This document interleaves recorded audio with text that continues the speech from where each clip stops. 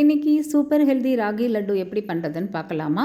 ஒரு கப்பு முளைக்கட்டின ராகி மாவு அம்ரிஸ் பிராண்டோடது யூஸ் பண்ணுறேன். இது கூட பாதாம், வால்நட், ஒரு டேபிள் ஸ்பூன் அளவுக்கு எள்ளு, ஒரு டீஸ்பூன் அளவுக்கு கசகசா.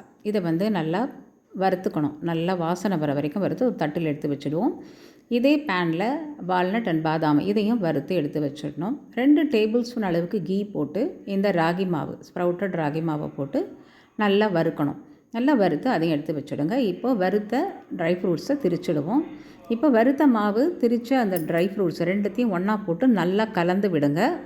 3/4 கப்பு வெல்லம் தூள் எடுத்து வச்சுருக்கேன். 2 டேபிள் ஸ்பூன் நெய் போட்டு இந்த வெல்லத்தை போட்டு நல்லா கரைச்சி விடுங்க. ஒரு ட்ராப் தண்ணி மட்டும் போட்டுங்க. நல்லா அது டைல்யூட் ஆகிடும். இதை அந்த கலந்து வச்ச மாவில் போட்டுடணும்.